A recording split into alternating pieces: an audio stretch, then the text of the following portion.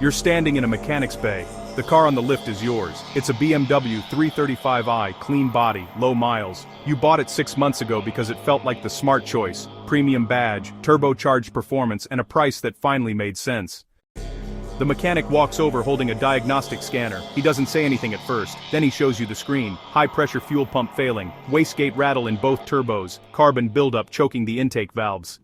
$8,000 in repairs, on a car you paid $12,000 for. You thought buying used luxury meant beating depreciation. You thought German engineering meant reliability you could trust after the warranty expired. You thought the hard part was choosing the right brand. But somewhere between the ad and the lift, the rules changed. Luxury stopped meaning built to last, it started meaning built to lease, and the engine code stamped on your block became the difference between a car you could keep and a car that would keep taking from you. But inside the engineering department, something changed. The N54 wasn't built to outlive a lease, it was built to win a lease. High-pressure fuel pumps were sourced from the lowest bidder. Turbo wastegates used plastic actuators instead of metal. Carbon buildup from direct injection was treated as a maintenance item, not a design flaw. BMW knew. They issued service bulletins. They extended some warranties quietly. They redesigned components for later model years, but they didn't recall the engine. They didn't stop selling it. They didn't warn the second buyer, because the second buyer wasn't the customer anymore. The leaseholder was, and the leaseholder would be gone in 36 months. The consequences unfolded slowly, almost imperceptibly at first. What began as a wave of excitement and innovation would, over time, reveal a darker side lurking beneath the surface. The story of the BMW 335i is not just about speed and style, it's about what happens when ambition meets reality, and when engineering brilliance collides with the limits of reliability. From 2007 to 2010, the N54-powered 335i became the darling of the tuner world. Car meets buzzed with talk of twin turbos and easy horsepower. Owners boasted about their latest mods, and the online community exploded with guides, dyno charts, and tales of street racing glory. The 335i was suddenly everywhere, on forums and YouTube videos, and at every local cars and coffee. Fast, cheap, modifiable, the perfect recipe for enthusiasts who wanted supercar performance on a used car budget. With just a tune and a few bolt-ons, the 335i could embarrass cars twice its price. It was the ultimate sleeper, a wolf in sheep's clothing. Online forums filled with boost talk and dyno sheets. Every week, new records were set and broken. The sense of community was electric, with owners sharing tips, tricks, and troubleshooting advice. But beneath the surface, a storm was brewing. No one mentioned the fuel pump failures yet.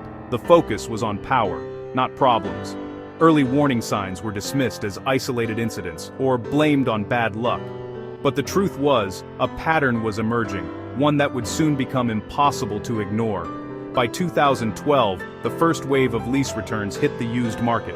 Prices dropped fast, and suddenly the 335i was within reach for a whole new group of buyers. The allure of German engineering and turbocharged power was irresistible, especially at a fraction of the original sticker price. $50,000 cars were now selling for $22,000, sometimes less, with 60,000 miles on the clock. Buyers saw opportunity, a chance to own a luxury sports sedan for the price of a new economy car. The deal seemed too good to pass up. What they didn't see was the clock ticking down. Every mile driven brought these cars closer to their first major failure. The excitement of ownership often blinded buyers to the reality of aging components and deferred maintenance. Around 80,000 miles, the high-pressure fuel pump would fail without warning. The engine would sputter, stall, or refuse to start altogether.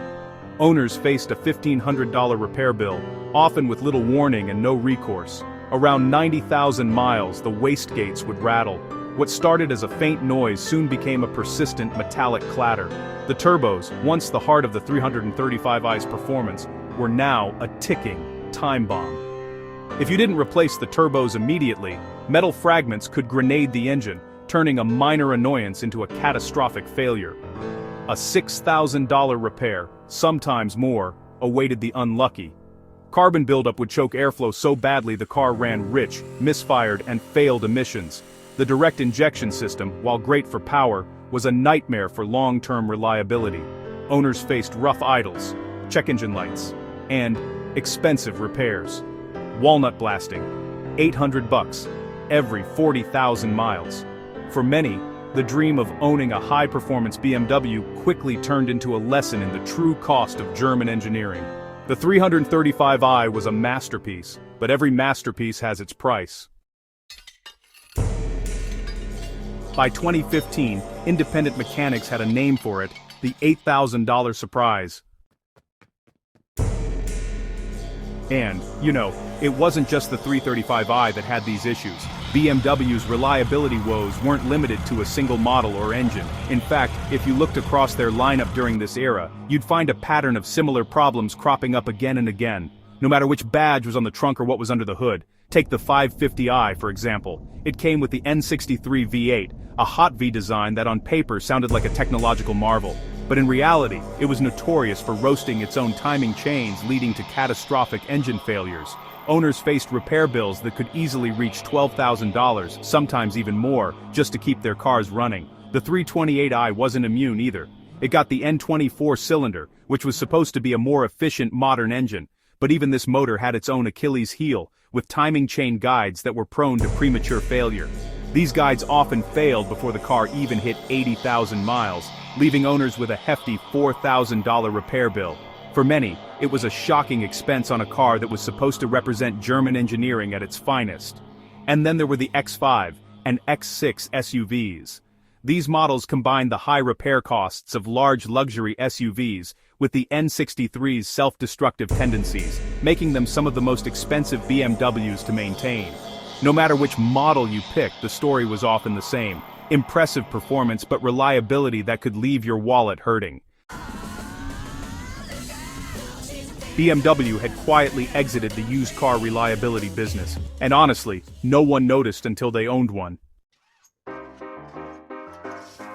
Today you can still find these cars. 2010 BMW 335i, $10,000, runs great, no issues. 2013 550i, $15,000, well maintained, clean Carfax. The listings don't mention engine codes, they don't mention fuel pumps or timing chains. But here's what's happening now.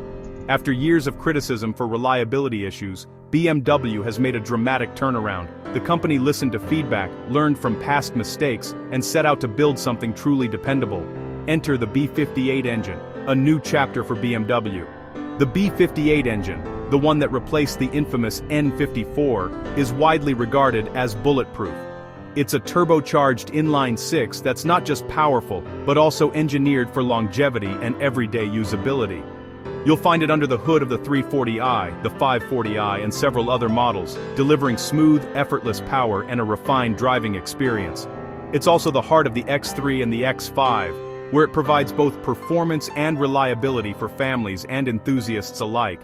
And if you look closely, you'll even spot it in the latest Toyota Supra, a testament to its reputation and engineering excellence. With just basic maintenance, these engines routinely surpass 250,000 miles, proving their durability in real-world conditions.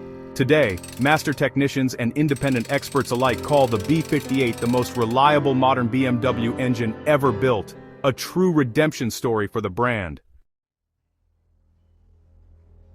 Which means BMW can build for longevity, they just have to want to, and right now, the question isn't whether they can.